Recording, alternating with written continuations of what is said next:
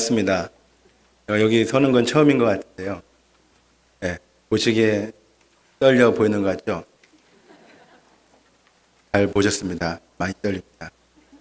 네, 처음 제가 우리 교회 왔을 때 마이크 테스트 한다고 올라왔을 때는 빨리 내려가고 싶었습니다. 네, 마이크 테스트 할 때도 적응 안 되는, 오늘 설교까지 해야 되니까 적응이 안 되는.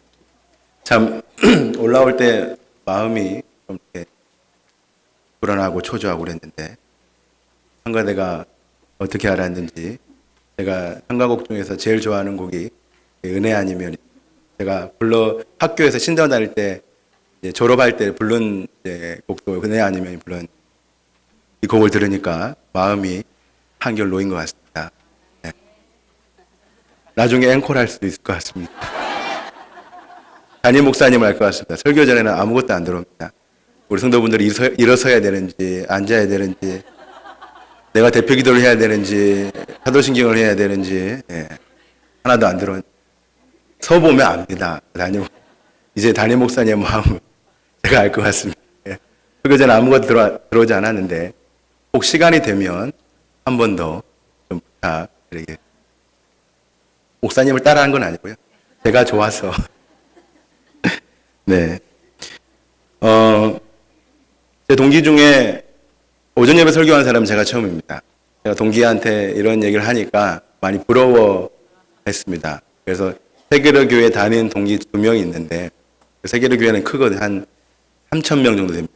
그래서 어느 날 목사 안수 받고 저에게 사진을 하나 보내면서 오늘 오전 예배 끝나고 내가 축복 기도했다라고 해서 사진을 찍어서 저한테 보내더라고요. 그 3,000명 가운데 축복 기도하니까 얼마나 은혜롭겠습니까? 뭐 자랑 하면서 보냈는데, 오늘 찍어서 오늘 이 사진을 제가 동기한테 보내도록 하겠습니다. 축복 기도 뭐 짧게 했겠지만 저는 오늘 축복 기도와 함께 설교도 했기 때문에 세계로 교회 부목사 하나도 부럽지 않습니다. 네. 아무튼 이런 기회를 주신 하나님과 또 우리 교회 성도부 여러분들에게, 담임 목사님에게 감사의 말씀을 드리겠습니다. 우리가 받은 하나님의 놀라운 축복과 은혜가 있습니다. 이 아름다운 축복과 은혜는 오늘의 우리를 있게 했고, 우리의 가정을 있게 했고, 또 우리 교회를 있게 했습니다. 그러므로 하나님이 주신 이 아름다운 은혜의 연속인 하나의 말씀을 통하여 우리의 욕심이 아닌 주님의 사랑과 행복을 온전히 누리고 또 흘러보내는 저와 온누리교회 성도 여러분 되시기 바랍니다. 성도 여러분, 혹시 갑질이라는 단어를 아십니까? 요즘 많이 등장하는 단어인데요. 갑질이라는 단어를 검색해 보면 사전적 의미가 권력을 가진 자가 그 권력 밑에 있는 자들에게 제멋대로 말하고 행동하는 것을 갑질이라고 합니다. 이 갑질이 최근 들어 얼마 전에 갑질의 끝을 보여준 한 기업의 회장이 세상을 떠들썩한 적이 있습니다. 아시는 분도 아시겠지만 그 위디스크라는 인터넷 회사의 양진호 회장입니다. 양진호 회장이 자기의 직원들에게 폭력과 폭언, 그리고 그 엽기적인 것들을 직원들에게 강요하는 그런 영상이 공개가 되었는데요. 그 영상을 보면 정말 갑질의 처음과 끝을 보여준 것이 양진호 회장의 갑질이었습니다. 그 영상을 또 자세히 보면 그 양진호 회장이 자신의 직원들에게 꼭 종처럼, 노예처럼 다루는 모습도 등장합니다. 한 인격체로 대하는 것이 아니라 한 집에 종처럼, 노예처럼 부리는 장면이 나오게 됩니다. 그래서 그 인터뷰의 내용을 보니까 이렇게 직원들 몇 명이서 회장하고 이렇게 순대를 먹었습니다. 순대를 먹다가 순대 색깔이 이쁘다고 해서, 순대 색깔이 이쁘다고 하면 그 다음날 그 직원이 순대 색깔로 염색을 하고 온 적도 있다고 합니다. 어이가 없고 황당한 이야기입니다. 그런데 요즘 들어 이 양진호 회장뿐만 아니라 잊을만 하면 이런 갑질의 사례가 등장합니다. 얼마 전 조양호 일가의 회장의 그 갑질이나 또 종근당 회장의 또 그 갑질이나 이런 뉴스들을 보면 참 우리가 세상 사는 것이 그렇게 쉬운 것만은 아닌 것 같습니다. 세상 살기가 좀 팍팍하고 좀 씁쓸하기도 합니다. 교회 안에는 그런 것이 많이 없기 때문에 저야 그런 것을 경험하지 못했지만 성도 여러분들은 회사에서 그런 경우들을 눈으로 본 적도 있을 것이고 오히려 당해본 적도 있을 것입니다. 아마 저보다 그런 내용들을 더 자세히 알 것 같습니다. 그런데 오늘 본문을 보면 양진호 회장처럼 갑의 모습을 전형적으로 보여준 자가 나옵니다. 그는 바로 다윗 왕입니다. 이스라엘 왕 다윗 왕이 어느 날, 나른한 오후 어느 날 낮잠에서 일어나 자신의 궁정에서 거닐다 눈이 휘둥그레지는 장면을 보게 됩니다.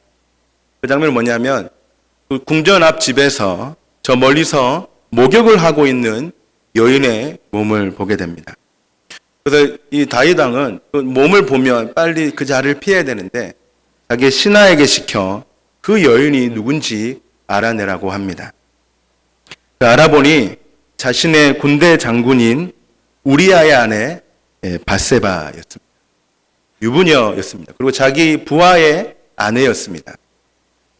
하지만 다윗은 아랑곳하지 않고 그녀를 궁전으로 불러낸 뒤 동침하고 임신하게 만들어 버립니다. 임신을 알게 된 다윗은 이제 이 사실을 숨기기 위해 계략을 꾸미게 됩니다. 그 첫 번째 계략이 뭐냐면 그 전쟁 중에 있는 우리아를 불러냅니다. 우리아를 불러내서 너는 집에 가서 편히 쉬면서 좋은 음식을 먹으면서 너 아내 밧세바랑 좋은 시간들을 보내라. 그리고 아내랑 동침해라 라는 명령을 우리아에게 합니다. 하지만 우리아는 정말 충성스러운 장군이었기 때문에 지금 이 이스라엘 상황이 평안한 가운데가 아닌 지금 전쟁 중에 있기 때문에 우리아는 다윗 왕에게 대답합니다. 전쟁 중에 있는데 저만 어찌 혼자 집에 가서 쉴 수 있겠습니까? 진영에 남아 있겠습니다 하고 하면서 예루살렘 성에 남아 있게 됩니다. 결국 가지 않습니다. 다윗은 어쩔 수 없이 두 번째 계략을 이제 펼치게 됩니다. 두 번째 계략은 우리아를 죽이는 것입니다. 대장군 요압을 시켜 우리아를 최전방으로 보내라고 합니다. 지금 암몬과 전쟁을 하고 있기 때문에 최전방에 가게 되면 죽는 것은 시간 문제였습니다. 결국 우리아는 최전방에서 다윗과 그리고 그의 나라와 그의 아내를 위해 싸우다가 전사하게 됩니다. 그런데 다윗의 범죄함은 여기서 끝나지 않고 혼자가 된 밧세바를 드디어 자신의 아내로 삼습니다. 그리고 이 모든 사실을 다윗 왕은 요압과 짜면서 은폐를 하게 됩니다. 하지만 하나님께서는 이 모든 것을 보시고 다윗 왕을 가만히 내버려 두지 않습니다. 선지자 나단을 시켜 다윗과 그 범죄를 책망하라고 나단 선지자를 다윗 왕에게 보내십니다. 근데 나단 선지자가 하나님의 부르심을 받고 다윗 왕에 찾아갔을 때 다윗 왕을 보면서 바로 회개해라. 왕이셔 왜 그럽니까? 회개하셔야 됩니다. 이런 말을 하지 않고 한 가지 이야기를 하게 됩니다. 그 내용이 바로 우리가 오늘 읽은 사무엘하 12장 1절에서 6절의 내용입니다. 나단 선지자가 다윗 왕에게 이러한 이야기를 합니다. 어느 동네에 부자와 가난한 자가 있습니다. 부자는 가축이 많고 소와 양, 염소 어느 것 하나 할 것 없이 많은 것을 가진 자였습니다. 그런데 가난한 자는 암양 한 마리밖에 없었습니다. 그래서 가난한 자는 이 암양을 애지중지 키웠습니다. 오늘 본문을 보시면 같이 먹고 같이 마시고 같이 자고 그리고 자신의 딸처럼 이 암양을 키웠다고 합니다. 어느 것 하나 소중한 것이 없지만 이 암양만큼은 이 가난한 자에게 가장 소중한 것이었습니다. 그런데 어느 날 이 부자에게 한 손님이 찾아옵니다. 그런데 이스라엘 전통에 따르면 손님이 찾아오면 그 손님이 어떤 손님이든 극진히 대접하는 것이 이스라엘의 전통입니다. 예전에 창세기에 보시면 아브라함이 앉아있다가 천사가 오는 것을 보고 어떻게 하였습니까? 어떻게 하였습니까? 안녕 했습니까? 네. 천사를 보고 극진히 대접하면서 양을 잡았고 또 좋은 음식을 대접하였습니다. 이것이 이스라엘의 전통이었습니다. 그런데 이 부자가 자신의 손님을 대접하면서 자신의 양을 잡아서 대접하는 것이 아니라 이 하나밖에 없는 가난한 자의 암양을 오늘 본문 보시면 빼앗아서 자신의 손님을 대접하게 됩니다. 이러한 이야기를 듣고 다윗 왕은 이제 분노하게 됩니다. 그리고 이렇게 나단 선지자에게 대답을 합니다. 내가 하나님 앞에 맹세하여 반드시 그 부자를 누군지 모르겠지만 그 부자를 내가 죽이겠고 그 벌에 대하여 4배나 갚아주겠다고 나단 선지자에게 이야기합니다. 이런 다윗의 분노를 들은 나단 선지자는 우리 8절에 보시면 이렇게 얘기합니다. 그 부자가 당신입니다. 라고 다윗 왕에게 대답을 합니다.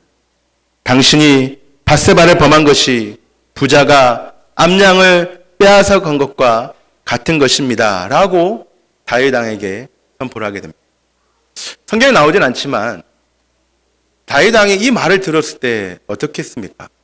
자신이 그렇게 분노하고 진노하였던 그 대상이 자신이었다라는 얘기를 딱 들었을 때 아마 다윗은 심한 충격에 빠졌을 것입니다. 자신이 그 얘기를 듣고 그가 누군지 모르겠지만 죽이겠다고도 하였고 벌을 4배나 갚아주겠다고 하지 않았습니까? 근데 그 당사자가 자신이란 말을 들었을 때 아마 다윗은 심한 충격을 받았을 것입니다. 실제로 다윗의 말대로 하나님께서 이 다윗 왕에게 4배나 갚아줍니다. 다윗 왕의 아들 4명이 죽게 되는 일이 일어나게 됩니다. 하나님께서는 다윗을 향하여 내 주인의 집을 내게 주고 내 주인의 아내들을 내 품에 두고 이스라엘과 유다 족속을 내게 맡겼느니라. 만일 그것이 부족하였을 것 같으면 내가 내게 이것저것을 더 주었으리라고 8절 말씀을 통하여 다윗 왕에게 말씀하셨습니다. 이건 쉽게 말하면 다윗 왕 너가 필요하면 내가 무엇이든지 더 줄 용의도 있었다라는 하나님의 대답이신 것입니다. 하지만 다윗의 이러한 모습은 다윗의 이러한 우리아를 죽이고 밧세바를 빼앗은 모습은 철저하게 앞에 나왔던 양전 회장처럼 철저한 갑의 모습입니다. 다윗은 자신의 부하에게 갑질을 한 것입니다. 왜 그렇습니까? 자신의 권력을 통하여 상대방의 목숨을 빼앗았고 또 아내를 빼앗았고 또 심지어는 그 임신하게 된 아이까지 죽게 됩니다. 다윗의 범죄함 때문에 2명의 목숨이 잃게 되었고 한 명에게 엄청난 슬픔이 다다르게 된 것입니다. 그런데 다윗의 이러한 모습은 비단 다윗뿐만 아니라 오늘을 살고 있는 우리에게도 적용되는 것 같습니다. 우리도 하나님께서 주신 것으로 만족하지 않고 하나님께서 주신 권위와 힘으로 또 달란트로 가난한 자의 것을 빼앗고 있지 않습니까? 하나님께서 우리에게 주신 것으로 교회를 섬기고 사람을 섬기고 하나님을 섬겨야 되는데 내게 주신 하나님의 권위와 자그마한 힘으로 가난한 자의 내 옆 지체의 것을 빼앗고 있지 않습니까? 그래서 우리도 과연 이 어떠한 모습으로 우리가 교회 가운데 우리가 관계 가운데 어떠한 모습으로 갑의 모습이 있는지 하나님이 주신 힘으로 내가 상대방의 것을 지체의 것을 지금 빼앗고 있는 건 아닌지 우리의 모습을 오늘 말씀을 비춰보면서 살펴보기 소원합니다. 그런데 간단하게 생각해 보면 우리가 갑인 모습도 있지만 또 그 반대로 을의 모습을 가질 때도 있습니다. 내가 가진 지위와 권위와 힘과 능력과 모든 것으로 상대방의 것을 빼앗고 상처 주고 마음 아프기도 하지만 또 그 반대로 우리 또한 을의 모습처럼 상처받고 지체에게 상처받고 아픔을 겪는 것이 사실입니다. 그래서 오늘 이 2가지의 모습으로 우리에게 있는 갑의 모습과 을의 모습을 좀 말씀으로 비춰봐서 우리가 과연 교회에서 어떠한 모습으로 지체를 대하고 또 우리가 상처를 받았을 때 또 어떻게 대처해야 하는지 오늘 말씀을 통하여서 나누기를 원합니다. 하나님께서 우리에게 주신 것이 있습니다. 네 가지를 우리에게 주셨습니다. 그 첫 번째로 하나님께서는요, 우리에게 구원을 선물로 주셨습니다. 하나님께서 주신 것 중에 가장 귀하고 은혜가 가득한 것이 바로 구원입니다. 구원은 오직 하나님께서 자신의 독생자를 아낌없이 주신 최고의 선물이며 최고의 은혜이며 최고의 보물입니다. 이 사실을 부정할 앉아 계신 성도분 중에는 아무도 없을 것입니다. 이 구원은 너무나 귀하고 너무나 소중한 것입니다. 그 무엇과도 바꿀 수 없는 것이 이 구원의 은혜입니다. 사랑하는 성도 여러분, 여러분들이 구원받은 자인 줄 믿습니까? 우리 모두 구원받은 자입니다. 하나님께서 우리의 모든 죄를 씻겨주셨고 우리의 모든 죄악들을 사해 주셨습니다. 그럼 우리는 죄인이 아니라 하나님의 아름다운 자녀이며 의인인 줄 믿습니다. 두 번째로 하나님께서 우리에게 가족을 선물로 주셨습니다. 성도 여러분, 가족은 하나님께서 우리에게 주신 축복의 통로이자 언약 축복의 기본과도 줄기와도 같습니다. 우리는 가족을 통하여 하나님을 봐야 하고, 우리는 가족을 통하여 말씀에 가르침을 받아야 하고, 그리고 신앙의 전승 또한 이 가족을 통하여서 이루어야 합니다. 지금 우리가 또 혹은 내가 존재하는 것의 가장 기초적인 이유는 하나님께서 나에게, 우리에게 가족을 선물로 주셨기 때문입니다. 가족이 우리의 마음을 좀 아프게 할지라도, 자녀가 우리의 마음을 아프게 할지라도, 부모가 나의 마음을 아프게 할지라도 가족은 하나님께서 우리에게 주신 최고의 선물입니다. 믿으십니까? 네. 이분에서 아멘이 좀 적으신 것 같아요. 네. 오늘 저희 집에도 최고의 선물 둘이서 싸우게 되었습니다. 저는 아니고요. 오늘 말씀을 전하기도 저는 싸우지는 않고 최고의 선물인 아들과 최고의 선물인 아내가 오늘 좀 신경전이 있었습니다. 말씀을 전하는 이 목사님의 가정에 오늘 좀 불화가 있었습니다.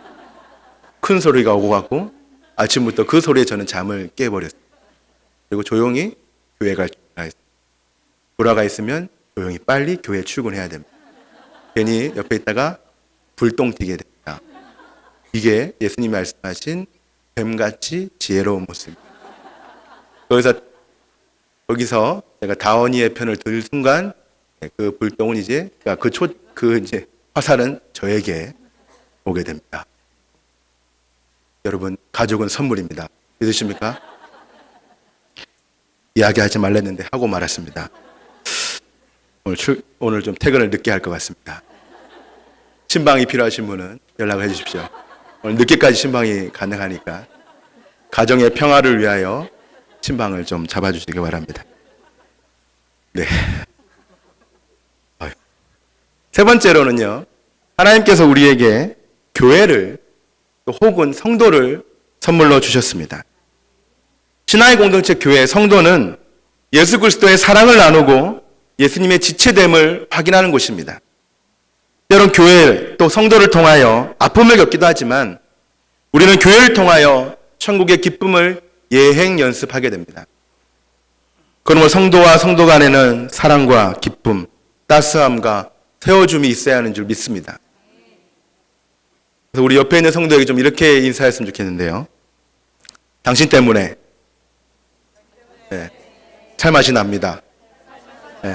우리 다 같이 우리 한 목소리로 당신 때문에 살맛이 납니다. 시작. 네, 우리 옆 성도님 때문에 살맛이 나십니까? 옆 성도님 보고 죽을 맛이 나면 안 됩니다. 옆 성도님 보면서 살맛이 나야 되고 기뻐야 되는 줄 믿습니다. 네 번째로 하나님께서 우리에게 직분, 섬김의 자리를 주셨습니다. 직분의 자리, 섬김의 자리는 하나님을 위하여, 교회를 위하여, 나 자신을 위하여 존재합니다. 직분의 자리, 섬김의 자리는 결코 권위의 장소가 아니며 성도 위에 군림하는 장소가 아닙니다. 목사의 권위는 이 강단에 섰을 때 존재합니다. 이 강단에서 하나님 말씀을 여러분들에게 선포할 때 하나님께서 저에게 주신 권위가 있습니다. 제가 이 강단에서 내려오게 되면 그 말씀의 권위가 있다고 해서 성도 여러분들을 함부로 대하거나 불합리한 것을 요구하게 된다면 저는 하나님께서 주신 직분을 제대로 이용하지 않는 자라 할 수 있을 것입니다. 하나님께서 저에게 주신 직분은 이 말씀 위에 섰을 때, 강단에 섰을 때 존재하는 것입니다. 물론 우리는 이 직분의 자리, 섬김의 자리를 가장 선하고 온전함으로 섬겨야 됩니다. 여러분들에게도 각자에게 다 직분이 있습니다.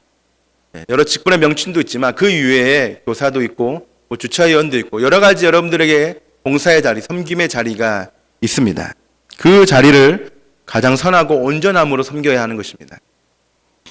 직분, 섬김의 자리는 교회를 섬기고 사람을 섬기고 하나님을 섬기는 아주 작은 단위의 은혜입니다. 우리는 이 직분, 섬김의 자리를 통하여 나 자신을 발견하는 것이 아닌 천국의 원리를 발견해야 하는 것입니다. 근데 오늘은 하나님께서 우리에게 주신 것 중에 우리가 혹 실수하며 아까 처음에 말씀드린 것처럼 갑의 모습과 을의 모습이 나타날 수 있는 세 번째와 네 번째, 교회와 직분에 대해서 좀 심도 있게 나누기 원합니다. 그래서 본문에 등장하는 이 부자와 가난한 자의 입장에서 과연 우리가 어떻게 갑의 모습을 보이고 또 어떻게 을의 모습을 보이고 있는지 이 3번과 4번을 통해서 여러분들과 심도 있게 나누기 원합니다. 첫 번째는요, 우리에게 하나님께서 우리에게 주신 것 중에 이 섬김의 자리, 직분, 이 자리는요, 권위의 자리가 절대 아닙니다. 목사님 저부터 유치부에 이르기까지 우리는 한 교회의 형제요, 한 자매입니다. 성도와 성도 간에는 상하 관계도 없고 계급의 관계도 없습니다. 아까 말씀드린 것처럼 목사의 위치는 이 강단에서 말씀의 권위를 부여받았습니다. 하지만 강단에서 내려오게 되면 제가 여러분들에게 불합리한 요구나 불의한 요구를 해서는 안 됩니다. 물론 부탁을 이렇게 할 수는 있지만 제가 불합리한 요구를 하게 되면 그것은 제가 하나님께서 주신 권위를 남용하는 것입니다. 다윗의 권위 또한 똑같습니다. 다윗의 권위는요, 하나님의 나라를 통치하고 그 이스라엘이라는 나라를, 이스라엘 백성을 다스림에 있었습니다. 하지만 다윗은 그 권위로, 하나님께서 주신 왕의 권위로 우리아를 죽이고 밧세바를 범하였습니다. 소위 백성들을 향하여 갑질을 한 것입니다. 우리에게 주신 직분을 가지고 상하 관계를 설정하면 그런 직분에 대한 오해가 된 겁니다. 다윗은요, 하나님께 주신 권위를 가지고 그 왕의 권위를 가지고 상하 관계를 설정했습니다. 물론 표면적으로 드러나 있는 왕의 권위와 그런 것들이 있습니다. 하지만 절대로 함부로 왕으로서 사람을 해하거나 사람을 취하면 안 됐습니다. 그렇게 다윗이 한 이유는 자신의 직분에 대한, 자신의 권위에 대한 오해가 있었기 때문입니다. 물론 행정상으로 상하 관계가 필요할 때가 있습니다. 교회의 질서와 교회의 행정과 교회의 권위를 세우기 위해서 상하 관계를, 직분의 상하 관계를 설정할 때가 있습니다. 그것은 행정적으로 교회의 질서를 위하여 존재하는 것이지 그 이외에 우리가 그 권위를 내세운다면 우리는 직분에 대해 크게 잘못하고 오해하고 있는 것입니다.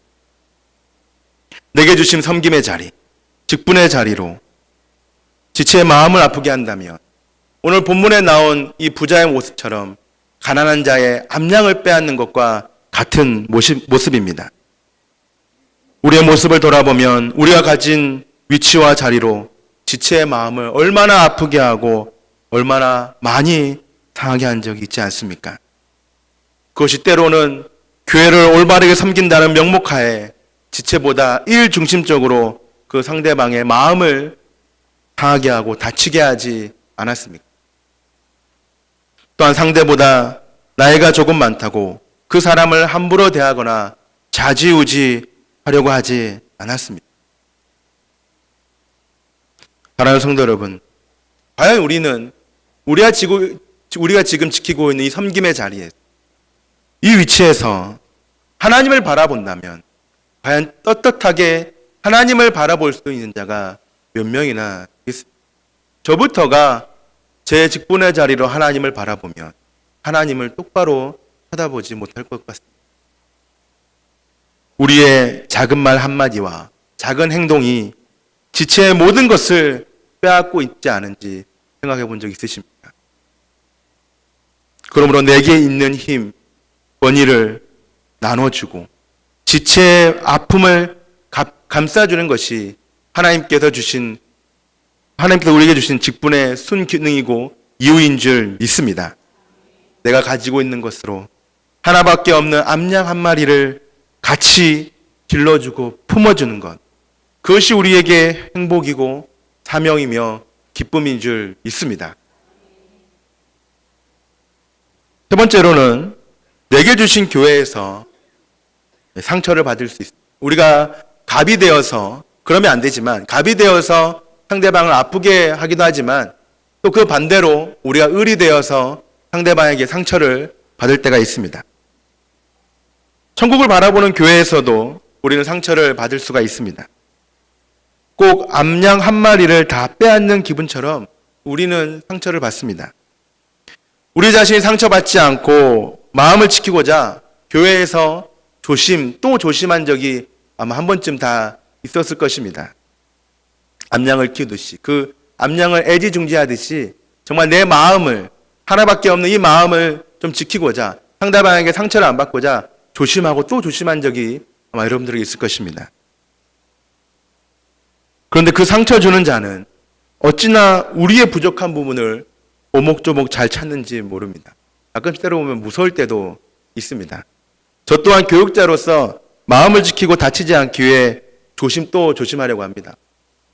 저와 여러분도 똑같은 사람인데 교육자라는 이유로 좀 제가 행동이나 말하는 것을 조심하려고 합니다. 그리고 그 행동을 했을 때 또 상대방이 나에게 상처 주지 않을까 또 조심하고 또 조심합니다. 근데 가끔씩 보면 어찌나 저의 부족한 부분을 잘 찾으시는지, 제가 워낙 커서 잘 찾으시는지 모르겠는데 저의 부족한 부분을 꿰뚫어 보시는 분도 계십니다. 꿰뚫어 보면 저도 부끄럽고 마음이 막 싱숭생숭합니다. 제가 아까 새벽에도 말씀을 나눈 그 애모 김수의 애모 가사처럼 그대 앞에만 서 난 왜 작아지는가. 그분 앞에만 서면 이 덩치 큰 저도 이 가슴이 콩알만해집니다. 얼굴은 그래 안 보여도 얼굴은 제가 오히려 상처를 줄 것처럼 보이지만 저도 그런 분 꿰뚫어 보는 분 앞에 서면 정말 가슴이 쪼그라듭니다. 저는 이제 어디 하소연할 데가 없으니까 집에서 시름시름 앓습니다. 왜 그랬을까?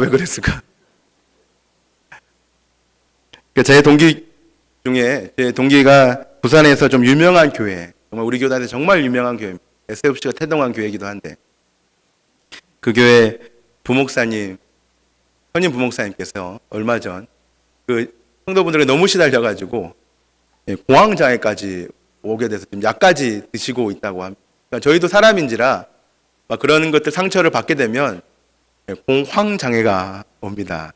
그래서 저희는 이제 앞에 서지 않습니까? 앞에 서다 보니까 여러분 눈이 지금 여러분의 눈은 긍휼의 마음을 저를 보고 있거든요. 언제 실수할까? 언제 말을 버벅거릴까? 했던 말 또 몇 번 할까? 지금 이렇게 긍휼의 마음으로 보시지만 가끔씩 레이저로 저를 쏠 때가 있는데 그때면 이 가슴이 레이저 맞는 기분, 쥐커먹게 타는 느낌이 듭니다. 그러니까 저희도 교육자 사람인지라 상처를 잘 받습니다.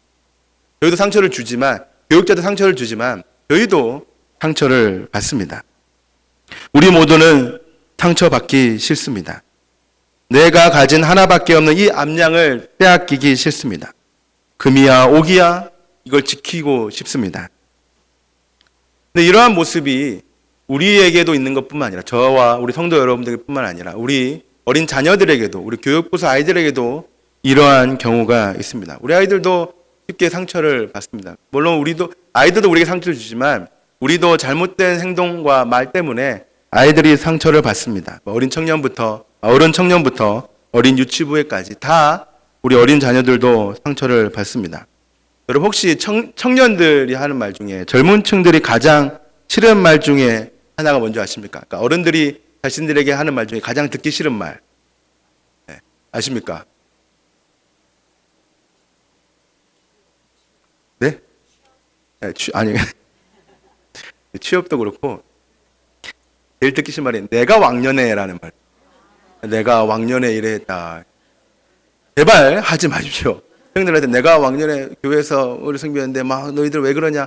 우리 아이들 물론 우리 성도분들이 하신 말씀이 어떤 의도인지는 압니다. 근데 내가 왕년에라는 말은 그렇게 젊은 층들이 이렇게 좋아하지는 않는다고 합니다.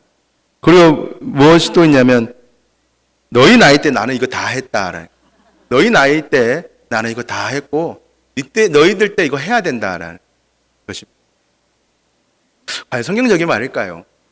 내가 했기 때문에 너희들 해야 된다. 물론 그 모든 대화의 그 말의 중심은 무엇인지 압니다. 어린 저희도 청년들도 다 압니다. 하지만 그 표현함에 있어서 단어 활용에 있어서 내가 왕년에라는 말과 내가 너희 나이 때 다 했다라고 하면 정말 젊은 청년들이 힘들어합니다. 저 또한 이제 전에 있던 사역하던 교회에서 이제 트리를 이제 달려고 했습니다. 그 위에 첨탑에 트리를 달려고 했는데 저희 그 담임 목사님께서 내가 전도사 때는 그 꼭대기에 올라가서 첨탑에 올라가서 트리를 다 달았다는 겁니다. 저는 고소공포증이 있거든요. 제가 하기 싫은 게 아니라 올라가게 되면 예수님을 빨리 볼 것 같아서 저는 이제 그걸 꺼려했습니다. 왜냐하면 올라간 순간 예수님과 조우하는 순간이거든요. 저는 그러니까 물론 첨탑이 하나님과 가까운 곳이지만 그 다른 모습으로 제가 하나님하고 만날 수 있는 관계가 되거든요. 그러니까 제가 못하겠습니다라고 감히 제가 전도사인데 담임 목사님께 못하겠습니다 그랬어요. 제가 고소공포증이 있어서 못하겠습니다. 근데 담임 목사 하신 말씀이 내가 전도사 때 다 했다라고 결국 안 올라갔습니다. 네, 왜 안 올라가냐면 올라가려다가 사다리가 흔들리는 거 보고 내려오라 하시더라고요. 네. 뭐 과장 조금 못해서 제가 좀 일부러 흔들기도 했습니다. 올라가면서. 그렇게 많이 안 힘들었는데 과도하게 제가 좀 몸을 흔들어서 한 적이 있습니다. 여러분 우리 청년들요. 여러분 우리 이런 말 안 해도 아까 우리 뭐 성도분들 얘기하시지만 외부에 엄청난 스트레스를 받습니다. 그게 무엇입니까? 진학, 뭐 취업, 결혼. 네. 추석만 명절날만 되면 우리 청년들 힘들어합니다. 네. 친척들이 취업을 얘기하지 않을까, 진학을 얘기하지 않을까, 또 결혼을 얘기하지 않을까. 네. 우리 중고등부 아이들도 똑같습니다. 엄마 어떤 제가 뭐 권사님에게 우리 권사님은 아이들을 신앙으로 잘 키우시죠. 그러니까 잘 키운다고 합니다. 그리고 자신은 그 자녀한테 공부하라고 말 안 한다고 합니다. 그런데 제가 어제 알았는데 공부하라고 한다 합니다. 네. 엄마가 시험 기간 되면 니 알아서 하라 했는데 일주일 뒤에 공부해라 했다 하더라고요. 네. 우리 아이들 공부해야 되는 거 다 압니다. 어떻게 해야 되는지 다 압니다. 그런데 그런 말들이 우리 아이들과 우리 자녀들에게 상처를 줄 수 있다고 한 번쯤은 좀 생각해 보시기 바랍니다. 성도 간의 관계나 우리 자녀의 관계나 이렇게 벌어진 이유는 내 위치에서 빼앗았기 때문에. 어떻게 빼앗았습니까? 사랑을 주지 않고 일방적으로 요구했기 때문입니다. 그러므로 우리 그리스도의 사랑을 베풉시다. 성도에게, 자녀에게, 우리가 주님에게 받았던 사랑을 우리 지체가, 자녀가 살 수 있는 힘, 우리가 주님에게 받았던 그 사랑을 둘러보내는 것인 줄 믿습니다. 오직 예수 그리스도의 사랑만이 우리 지체를 세우고 자녀를 세우고 또 나 자신을 세우는 줄 믿습니다. 그럼 우리는 갑도 아니고 을도 아닙니다. 그렇기 때문에 우리는 우리에게 주신 직분과 힘을 나눠줘야 합니다. 하나님께서 주신 직분과 힘과 위치는 개인 사유화가 아닌 나눠주라고 주신 것입니다. 더 이상 우리의 위치와 힘으로 갑의 모습이 아닌 나눠주고 세워주는 자들이 되어야 하는 것입니다. 다윗은 자신의 힘으로 그 전에 이 사건이 일어나기 전에 아둘람굴에 모인 환난당한 자, 빚진 자, 마음이 온통한 자를 400명가량이나 보호하였습니다. 하지만 오늘 본문의 모습은 그 반대로 다윗은 모든 것을 빼앗는 자가 되었습니다. 우리에게 이러한 이중적인 다윗의 모습이 있지 않습니까? 우리가 나눠줄 때 그곳은 아둘람굴의 작은 곳이라도 천국이 되는 것입니다. 하지만 우리가 나눠주지 않는다면 우리는 다윗이 밧세바를 빼앗은 것처럼 궁전에 있는 다윗의 모습이 되는 것입니다. 사도행전 20장 35절 말씀에 주는 것이 받는 것보다 복되도다라는 말씀이 있습니다. 성도 여러분, 나눠줌으로 복받는 저와 여러분들이 되길 바랍니다. 두 번째로 섬기고 사랑하는 것이 우리에게 참 행복입니다. 세상은요, 좋은 차, 많은 돈, 큰 집에 사는 것이 행복이라고 합니다. 하지만 우리는 그리스도에는 섬기고 사랑할 때 진정한 회복을 누리는 줄 믿습니다. 불행은 없어서 불행한 것이 아니라 섬기는 대상이 없고 섬기고 싶은 마음이 들지 않을 때 불행한 것입니다. 내 인생에 섬길 교회, 성도가 있고 사랑할 대상이 있다면 그것만큼 진정한 행복은 없습니다. 나에게 가족이 있어서 행복한 것이 아니라 가족을 사랑하기 때문에 우리가 행복한 것입니다. 그러므로 하나님은 자녀다운 삶을 살 때 우리는 진정한 행복을 누립니다. 다윗에게 행복한 순간은 의리의리한 궁전에서 죄 지을 때가 아닌, 밧세바를 범할 때가 아닌, 누추하지만 아둘람굴에서 섬길 대상, 환난당한 자, 빚진 자, 마음이 온통한 자랑 함께 지낼 때 그 순간이 다윗에게는 가장 행복한 순간이었습니다. 우리가 가진 것으로 암양 한 마리밖에 없는 내 지체, 내 성도를 더욱더 섬깁시다. 그것이 때로는 합리적이지 않아도, 내 머리로 이해되지 않아도 주님의 이름으로 그들을 섬길 때 우리는 행복합니다. 교회는 내 욕심과 내 지위와 내 권위를 드러내는 곳이 아닌 오늘도 아주 작은 자의 모습으로 섬기는 것이 교회인 줄 믿습니다. 이러한 가운데 하나님께서는 우리에게 8절의 말씀처럼 더욱더 주시기를 원하십니다. 8절에 보면 8절을 다 같이 한번 읽어보겠는데요. 다 같이 한번 읽어보겠습니다. 시작. 내 주인의 집을 내게 주고 내 주인의 아내들을 내 품에 두고 이스라엘과 유다 족속을 내게 맡겼느니라. 만일 그것이 부족하였을 것 같으면 내가 내게 이것저것을 더 주었으리라. 아멘. 하나님께서는 더 주시기를 원하는 것이 하나님의 뜻이며 우리를 향한 하나님의 계획입니다. 오늘을 사는 우리는 오늘도 내 욕심에 따라 내 직분을 이용하지만 하나님 우리를 향하여 더 주시기를 원하십니다. 어쩌면 지체에게 상처를 주는 우리는 이 하나님의 이 마음을 더 주고 싶어하는 마음을 온전히 누리지 못하기 때문이지 않은가 생각을 해보게 됩니다. 하나님께서 더욱더 주시기를 원하는 것이 하나님의 뜻인 것처럼 오늘 우리 지체에게 더욱더 나눠주기를 원하는 것 또한 하나님의 뜻인 줄 믿습니다. 그리고 이것이 우리에게 진정한 행복이며 하나님의 자녀로 살아가는 삶인 줄 믿습니다. 우리 찬양을 좀 한 곡 부르면서 우리 결단의 기도를 했으면 좋겠는데요. 제가 말씀을 준비하면서 계속 들었던 찬양이 있었습니다. 그 찬양이 이제 행복이라는 찬양인데 정말 우리가 이 행복의 가사를 보면 화려하지 않아도 정결하게 살고 가진 것이 적어도 감사하며 살고 내게 주신 작은 힘 나눠주며 사는 삶, 이것이 나의 삶의 행복이라고 합니다. 저는 이 가사를 볼 때 갑의 모습을 행하고 있는 우리에게 필요한 모습이 아닌가라는 생각을 보게 되었습니다. 그리고 그 다음 가사를 보면 눈물 날 일 많지만 기도할 수 있는 것, 억울한 일 많으나 주를 위해 참는 것, 비록 짧은 작은 삶 주 뜻대로 사는 것, 이것이 나의 삶의 행복, 을의 모습을 살고 있는 우리에게 필요한 가사인 것 같다는 생각이 많이 들었습니다. 우리가 이 찬양을 좀 아시는 분은 다 같이 불러주시고 2번 정도 부를 텐데요. 처음에 같이 따라 불러주시다가 이 가사를 묵상하고 말씀을 묵상하면서 하나님, 제가 하나님 앞에서 주신 것으로 어떻게 사는 것이 하나님 맞습니까? 정말 이렇게 사는 것이 저희가 맞는 모습입니까? 라고 그런 질문과 답을 얻으면서 같이 찬양을 부르시기 바랍니다. 우리 제가 부르면 울컥할 것 같아서 우리 은혜 자매에게 제가 좀 같이 불러달라고 부탁했습니다. 우리 같이 은혜 자매 인도에 따라 같이 부르겠습니다.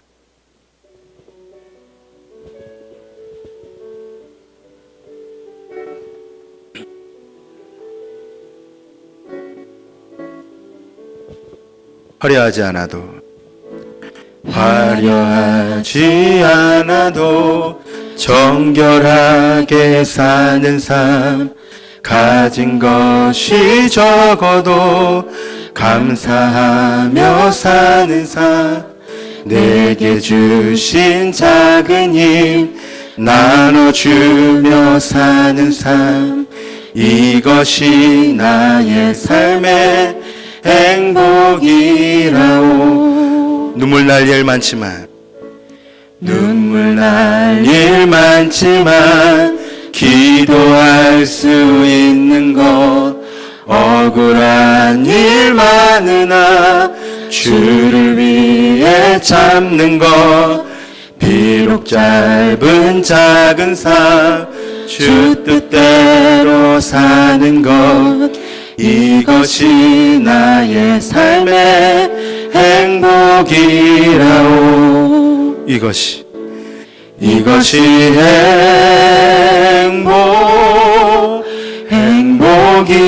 행복이라오. 세상은 알 수 없는 하나님 선물 이것이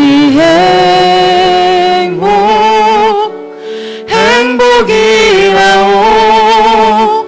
하나님의 자녀로 살아가는 것 이것이 행복. 우리 처음부터 다시 고백하시겠습니다. 화려하지 않아도 정결하게 가진 것이 삶, 가진 것이 적어도 감사하며 사는 삶 내게 주신 작은 힘 나눠주며 사는 삶 이것이 나의 삶의 행복이라오. 눈물 날 일 많지만 기도할 수 있는 것 억울한 일 많으나 주를 위해 참는 것 비록 짧은 작은 삶 주 뜻대로 사는 것 이것이 나의 삶의 행복이라오. 다 같이 말씀을 기억하시면서 이것이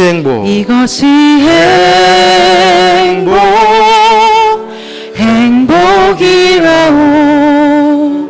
세상은 알 수 없는 하나님 선물 이것이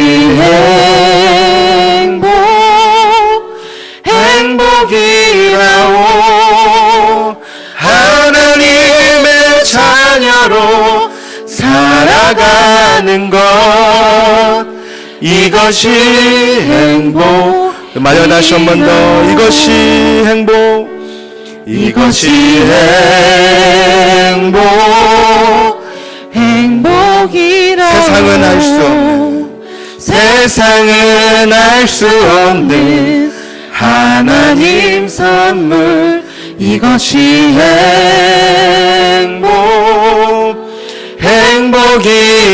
행복이라오. 하나님의 자녀로 살아가는 것 이것이 행복이라오. 우리 시간 말씀을 기억하면서 우리 결단의 기도를 하시겠습니다. 저는 기도할 때 하나님 화려하지 않아도 정결하게 살기 원하고 가진 것이 적어도 감사하며 살고 하나님께서 나에게 주신 권위와 이 작은 힘 나눠주며 사는 삶을 살기 소원합니다. 또한 하나님 눈물 날 일 많고 억울한 일 많아서 을의 입장에서 마음이 상처받은 적도 있지만 비록 짧은 삶 주님을 위하여 살고 주 뜻대로 회복받아 살아갈 수 있는 제가 되게 하여 주시옵소라고 하나님 앞에 기도하시며 나가시겠습니다. 하나님 감사